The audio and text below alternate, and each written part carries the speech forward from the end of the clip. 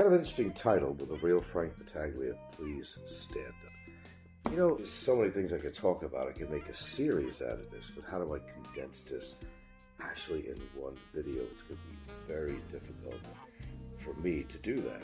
I'm a very impulsive person, and I act upon something in a way that's very expedient. I get to the point, I say what's on my mind, and that's what makes people listen to me. I'm surprised my channel has not been in the millions, because if I would have stuck to a certain format, that possibility could have happened.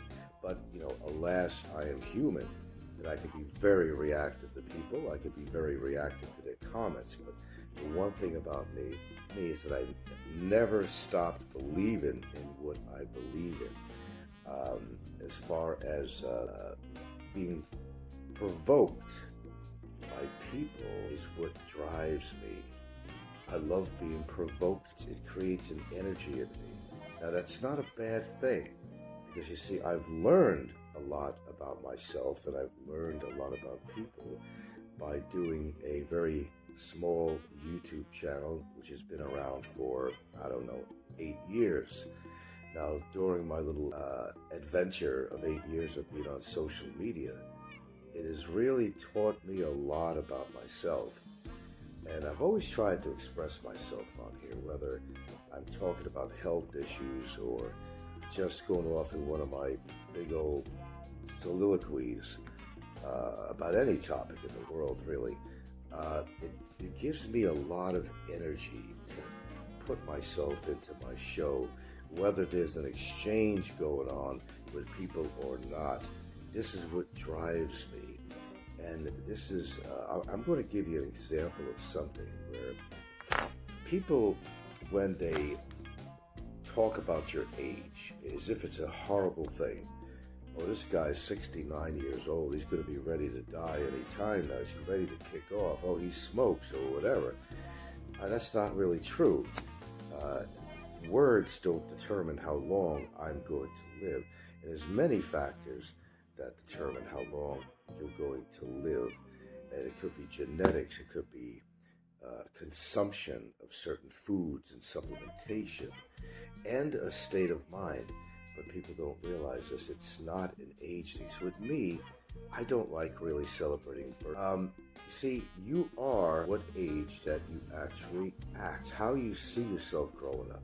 Now, when we think of, now this is going to be totally convoluted, this whole broadcast here, because I probably don't have good memory on this phone. I'm trying to get out as much as I can on this broadcast. Now, okay, when a person resorts to doing certain things that is, associated in our society with being older, for example. Now, we grew up as kids, you see a lot of people going to bingo, and they were generally older folk that were retired or what have you, going to bingo, and they're around people of their same age group predominantly. And if you act a certain age, well, actually, if you think and you see yourself as an age, then you're going to be that age. For example, if your life is progressing, you're in your 50s, you've reached your 60s, and then you're getting above your 60s. When you think in your mind that, gee, I'm really old, then you're going to be old. I've never been old. No matter what age I am or what age I will survive to be, I never thought of myself as old. Now, sometimes it surprises me that I've reached 69 years old. I don't think about the age as most people do, because I'm the same person I've ever been. Maybe not as physically fit as I used to be as a younger man, but that just goes along with the program of getting older. Bones and joints, you might have things going on, you might have some ailments. This is all part of the human condition, but it doesn't have to be part of the human mind. Now, when somebody says to me he's an old man, he's 69, I laugh at that, because I don't really see age. If you're really with me and you actually spend time with me, and you see me walking around, I have a very vibrant walk. I don't walk like what we would associate a 69-year-old man to walk. I have a very, how would I really describe it? Energetic walk. When I talk, I have energy. When I walk, there's a lot of energy. If you see me walking around the city, you see that I walk like maybe a 20-year-old. I have a lot of energy inside me. And this energy is what synergizes me, actually, to think away from the norm that I'm going to put an age on myself, that I'm 69 years old. Oh, gee, you're going to die. And of course, some trolls are just, yeah, don't worry, he's not going to be around long because, he's 69 and he does smoke. But they don't consider many of the other things I do that could possibly counteract this thing about the age number or the fact that I have one of my bad habits. Now, you'd be totally correct if you say, well, yeah, smoking's not good. That can end your life shortly. That's probably a lot of truth to that, but not necessarily so. It is according to your genetic makeup. There's people who smoke. Now, I'm not encouraging people to smoke. I'm just saying that we all have faults, and I'm a person who will admit his faults. There are many people out there that will never admit their faults, whether they're a total asshole, whether they're an antagonist on here, or whether they're just an all-around troublemaker, or they are just miserable in their own life. Misery is something that you create for yourself. And, I get up, do the same thing that a lot of people do every day. You're going to put your pants on, you're going to put your shoes on, put your socks on if you wear socks every day like everybody else does. But it's a little different for me. When I wake up in the morning, it's a new day for me, and I see it as a new day. Now, what I do with my day, maybe I'm not a world traveler, maybe I'm not going here and there all the time, that I have not experienced a whole lot of this country. But you see, I'm in a different mindset than some people are, where I can get pleasure from the smallest things. Sure, I'd like to travel more, and actually we are planning to do that. As you get older, you start thinking, okay, man, let's create some more memories. We got to do that for ourselves. Whether it's in a memory book or photographs or whatever, but it doesn't have to be recorded. It's something that is totally a mindset where you go on these vacations because you want to, but you want to create internal, for you, memories. For example, you and your family or your partner. And the things you do in life are based on two things. Selfishness or selflessness, okay? Now, the one thing about me, I'm not selfless. Wait a minute. I'm not selfless. That would be determined saying that I don't give a shit and I don't care about other people that I've never given. It's actually really the opposite. I'm not selfish. Let's change these words around. Let's change it around. I could be both selfish and selfish. And I am. See, I have to think about myself, and I take responsibility in my family life as to what my responsibilities are, what I need to do to get by during the day to make other people happy. I've always been a person that, for some reason, tries to prove himself in many ways. Proof that, I create my own happiness, not somebody else. Nobody creates my happiness, but being with the right partner does kind of create, in a way, it's an artificial happiness. It's a state of mind. That who you with is what you are, but that's not really true. Basically, having a good partner can actually boost you up psychologically, get you above a certain plateau of any depression that you've had. I see this because, you see, most people who have been lonely for a good part of their life are the most depressed people, and the biggest cynics and the biggest tyrants that you could ever meet, that are not happy with themselves because they've never achieved anything. And when we talk about like achievement, what is achievement in life? What you did for a job. Actually, the things I've done in my life, there are some jobs I've had that I absolutely hated, but then I realized I could not be stuck in an office, and I realized that I need to be out in the environment. I need to have a certain amount of freedom where I'm not, under the ruling of a boss breathing down my neck all the time. And a lot of people make jokes about, well, he worked for the Parks Department. Well, I'll tell you what, that's one of the best jobs I ever had in my life at the time, because it allowed me certain freedom. It allowed me to be in some of the most beautiful parks in the world. and to know that I contributed to help make these parks beautiful, to work in a beautiful environment near Puget Sound, near Lake Washington, and some of the best designed and maintained parks in the country. And it was a privilege, actually, for the most part, to work for a so-called parks department. And a lot of people make fun of that, like that's all you did in life. You went to college, you wind up in the parks department. Well, that was actually a personal choice of mine. But when I got into the college era, I was very confused, first of all, where I wanted to go. And I started off basically with New York Institute of Technology, where I did put in a couple of years on that. I studied concepts of advertising. There was also some elementary things in filmmaking, documentaries. And I've actually learned a lot. Although I've never really applied to my shows all this background, which has to do with photography and filmmaking. I've had the makings of doing, but just didn't have the energy and wanted to do it on such a platform as social media. What most people don't know about me is how driven that I actually am.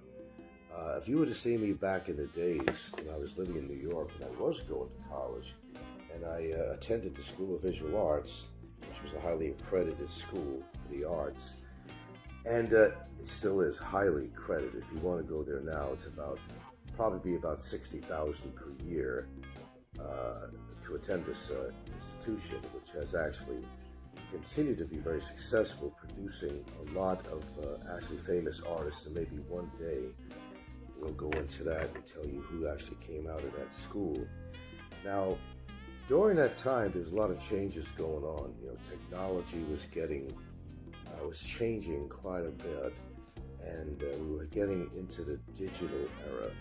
Now, I was a trained photographer who was into, film. There wasn't much of any digital creativity at that time to jump into and become part of. I guess I'm old school when it comes to photography.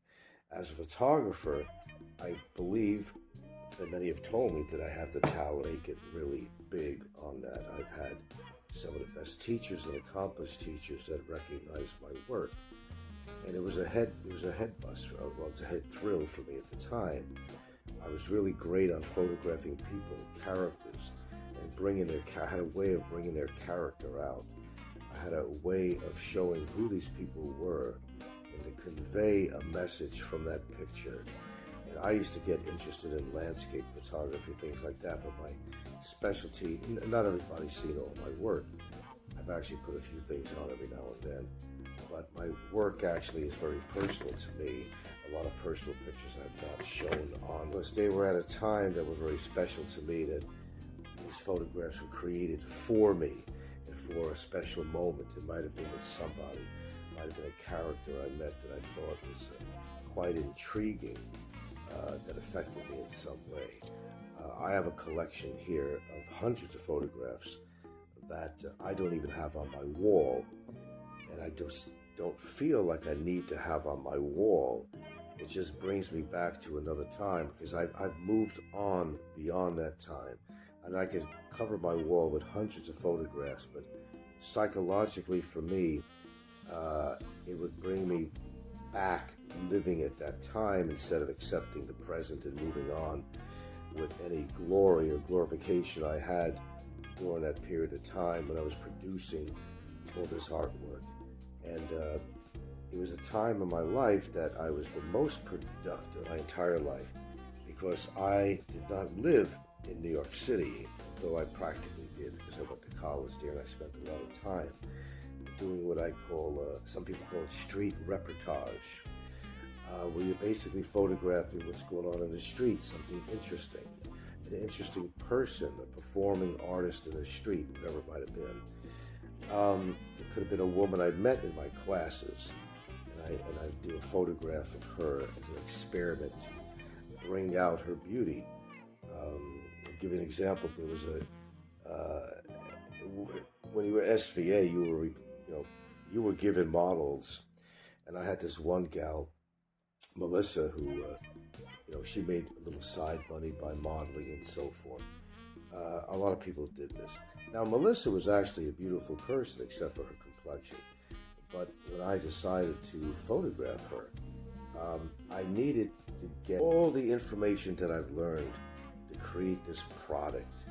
How do I turn this woman into a very dreamlike, beautiful woman with no flaws?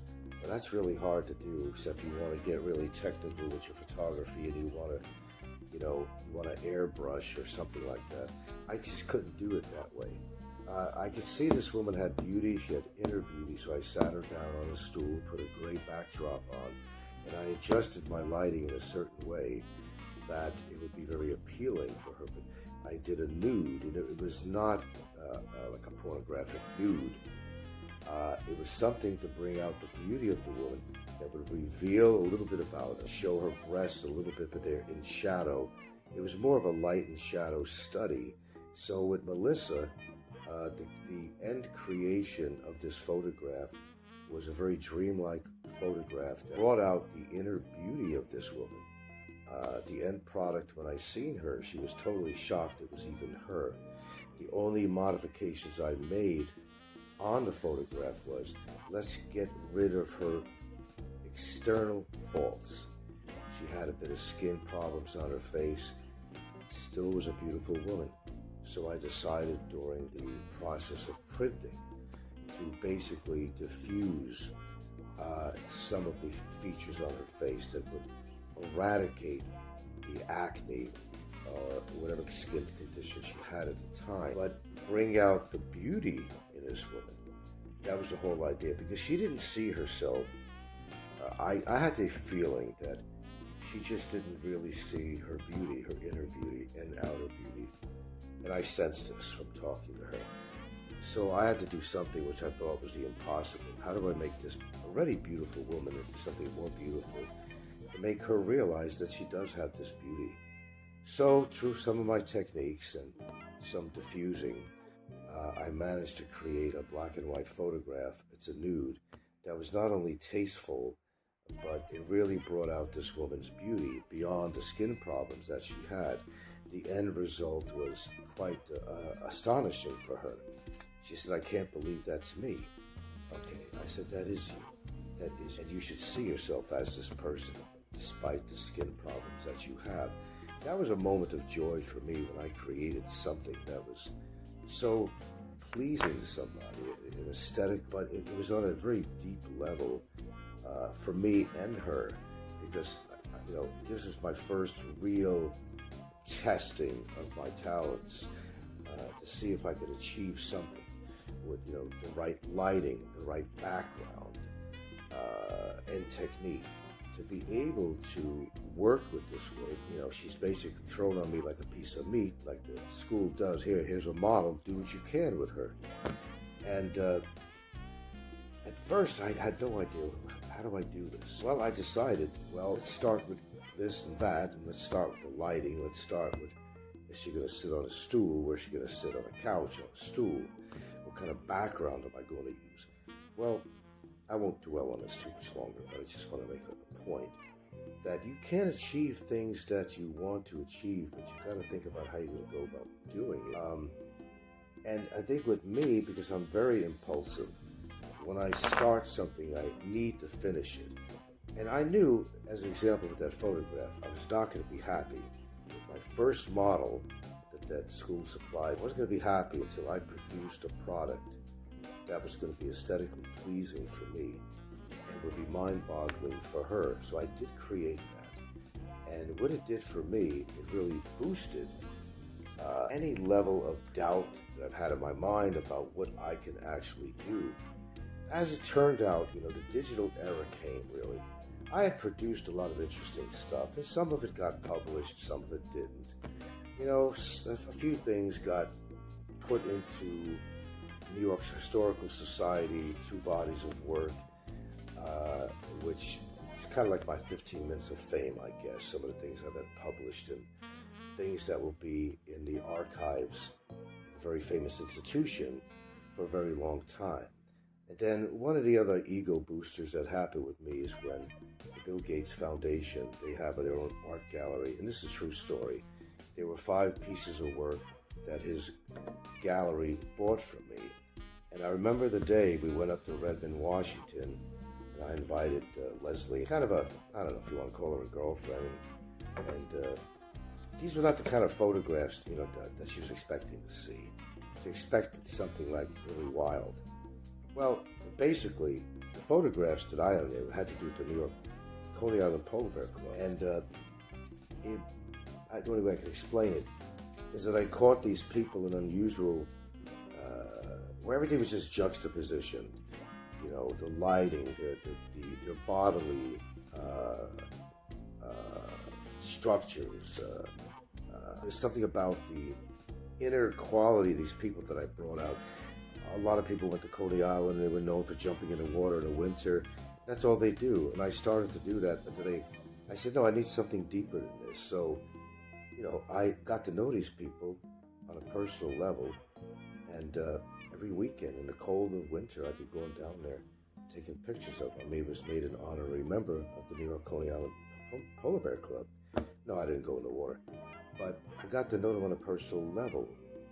And that's the key words there. Get to know somebody on a personal level. I can talk about that another time. Probably not. I brought out their characters. I brought out who they were. I brought out their loneliness. You do that in a picture. You get to know your subject. You don't just point the lens. The lens could be very intrusive to somebody. You got to know how to approach somebody. If you got that lens, stick it in their face. Yeah, I could have continued my photography. But life went on. What happened was I moved to Seattle, and there wasn't, at the time, really a lot of opportunities. I had to work for a living like everybody else does. So I took on jobs. Some of them I didn't like. Some of them were chosen. Okay, even worked in Alaska. I've had an opportunity to do some really interesting jobs. So when people talk about me and say, well, Frank didn't do anything with his life, I say, according to who? You? When you really don't know what I've actually experienced.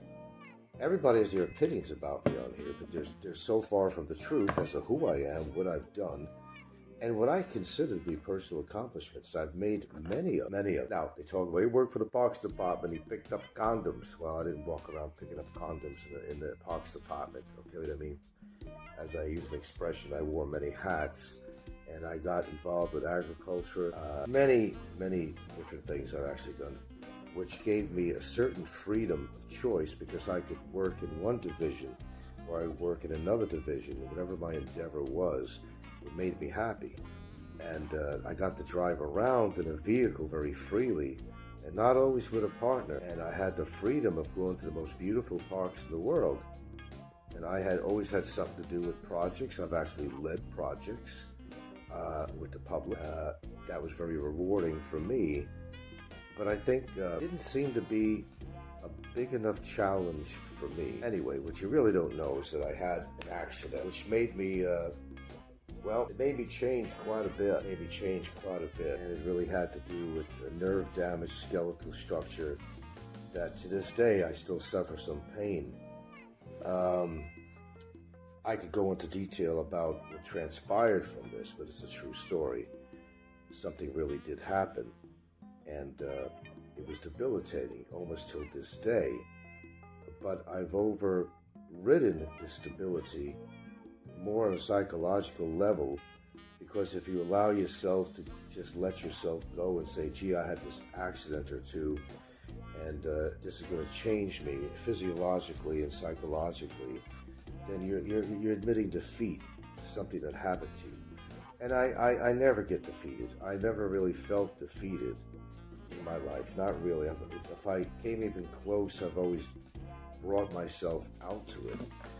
You know, when somebody says you're unaccomplished, what does that mean? By the amount of money you have? Or is it by how much happiness internally you actually have with yourself?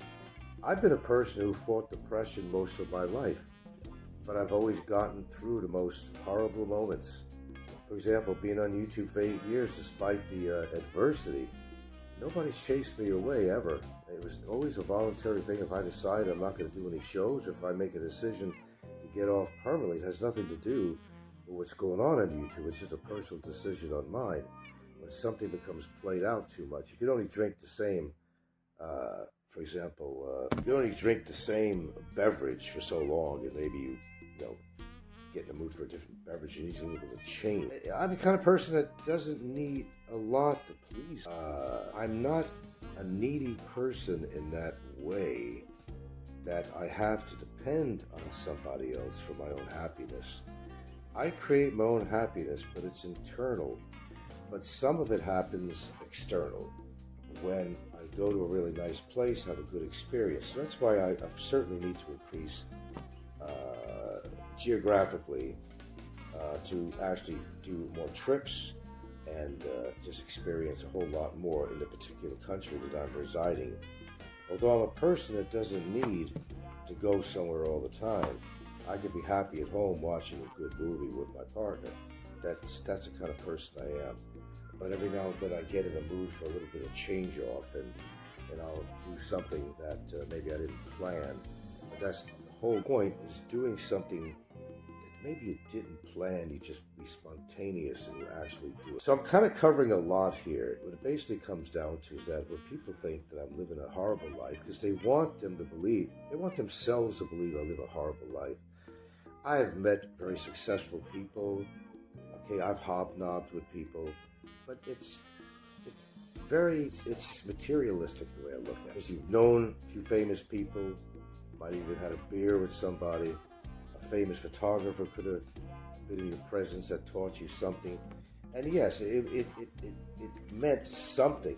And maybe it was more of a learning experience than like being starstruck. And I don't think I've ever really been starstruck. The only time I think I was, and unfortunately I never met him personally, was Ansel Adams. When I went to Carmel, California, I was on my trip going back and forth across the USA. I wanted to explore a little bit of California. And when Ansel Adams lived in California, in Carmel, I decided, let me go to Carmel and let's see if I can get a hold of this guy. Wouldn't it be a trip if I could actually meet him? If you don't know Ansel Adams, I'm not going to explain who he is. Found his number. It was actually listed. His son actually answered. I asked, is Mr. Adams in? And he put him on the phone. And I explained who I was. I'm a student at SVA. Kind of traveling around. I love your work. Is it possible I could ever get together and personally say hello to you and just kind of look at your stuff and kind of rap a little bit? He said, that's not a problem. He said, I'm just on my way to make a trip to New York. So my timing really sucked. It was like one of these opportunities where, God, I could have met Ansel Adams, but I've actually talked to him on the phone, which was, it blew my mind. It just blew my mind. Ansel Adams was like my hero as far as like landscape photography. You just have to understand his work and what was involved in his work to get these extraordinary, mostly black and white images that this guy created. The use of the zone system, just amazing stuff, and I've studied that. So why did you wind up as a big-time photographer? Well, because life went on, okay, and I had to take jobs, not necessarily jobs I wanted, but jobs I became satisfied with. I had to make a living to pay the rent. Then digital era came in, and that destroyed what we know as photography. Digital photography is just a representation of a new technological era, which makes photography easier, that every grandmother could pretty much operate a camera, to do her own weddings, to be the family photographer, to be very creative, and the camera practically does its job. Got to that point when black and white photography was being really just weaned out. The use of film, cellulose, has gone out the window. And a new era came in. It was almost like rebirth. Like, go back to college to learn. Go back to relearn the whole ideology of the art of photography and what it really is. Where everything was done manually. You didn't manipulate your photographs with some kind of digital technology. You basically were utilizing filtration on your camera lens or otherwise to create the imagery that you wanted to create. It took effort to create the image. It wasn't easy like digital. Just press a button, the camera practically does everything for you. That's where I kind of lost interest in my photography, and I didn't want to get too creative with it.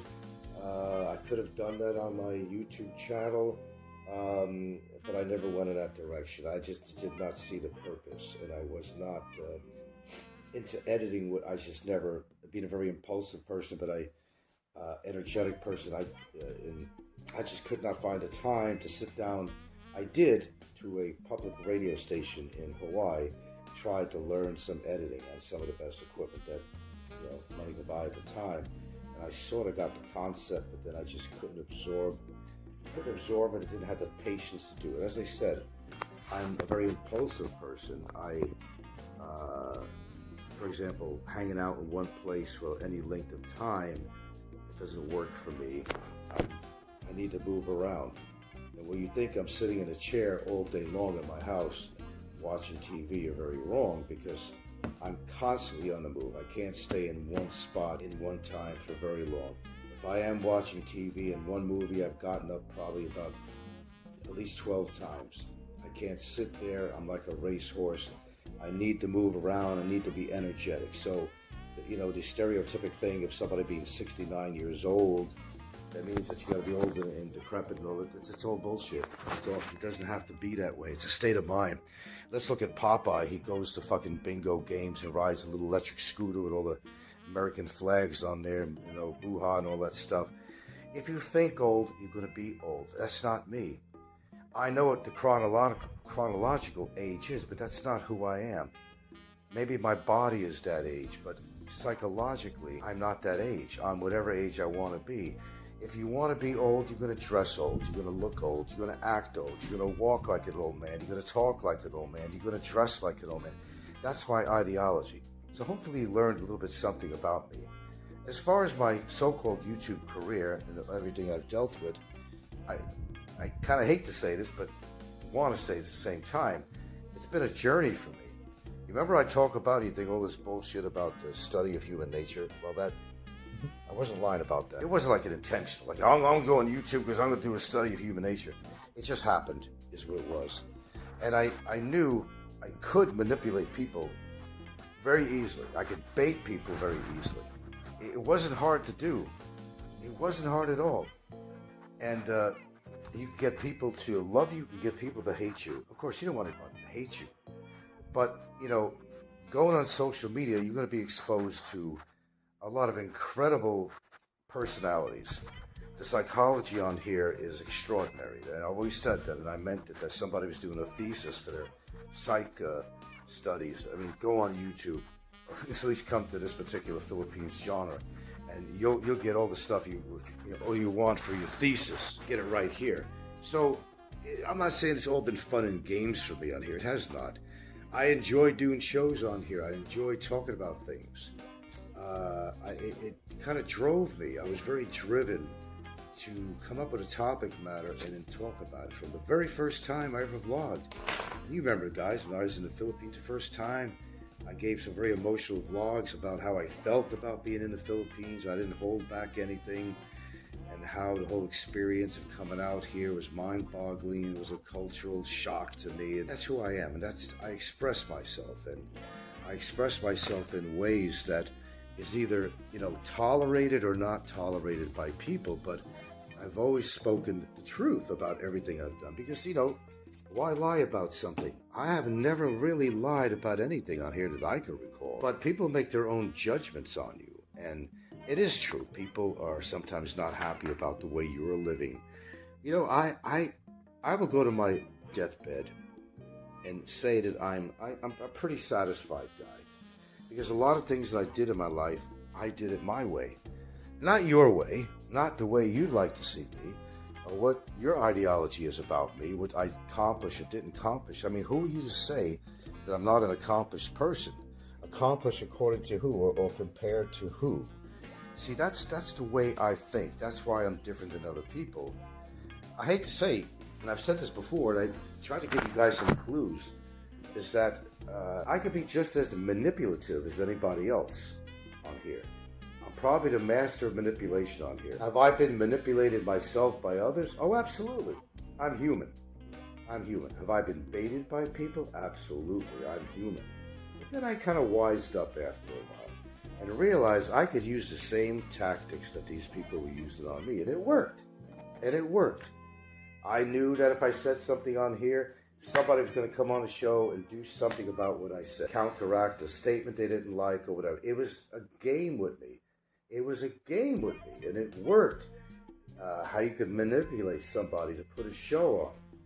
That doesn't mean you go on the attack of somebody and expect them to come on and go on the attack you. I wasn't looking forward to anybody attacking me or anything like that. And I never truly, as you would define it, attack somebody else. The truth was I was very outspoken, and I've always been, as a New Yorker, just outspoken. And it's not a bad thing, it's a good thing, because you got to express yourself. And I would come on the defense of something somebody would say, and I'd be on there and I would be reactive. You know damn well I'd be reactive. And I'm going to say something. Now, people will either like that or not. See, that's who I am. Now, a lot of people, I do feel, all honesty, that there's a lot of misery out there. There's people who, for whatever reason, can't come to the Philippines, who haven't found that great woman. Look, I've established and achieved almost everything I want to do in life. I guess the one thing I didn't accomplish was that, yes, I would have liked to become a really well-known photographer and would have liked to have stayed in that endeavor. But life goes on. You got to feed yourself. You got to pay the rent, and that's where I veered off of my photography. That's what happened. If you want to know the truth, that's what happened. All right. And then digital technology came in, and it sucked. I said, this is not photography. This is not photography at all. The masters have studied. They wouldn't have fucked with a digital camera. Now I'm on one because, well, that's what's available now. You know, and sometimes you got to go along with the new technology. But I chose not to give in because I don't follow trends, and I don't follow the masses. I don't follow the cattle. I've never followed the cattle. Never. I never dressed a certain way because everybody was. I had my hair necessarily in a certain style because everybody else was doing it. I didn't have a mohawk or whatever it was because everybody thought it was style. I'm my own person. I've always been my own person. There's a whole lot more I could say, but there's a lot of things you don't know about from my little tenure on YouTube that I will never talk about. Have I ever been really affected by what somebody say? Of course, I got a lawsuit against somebody, okay? Of course, I'm human. And I will react to situations that need to be reacted to.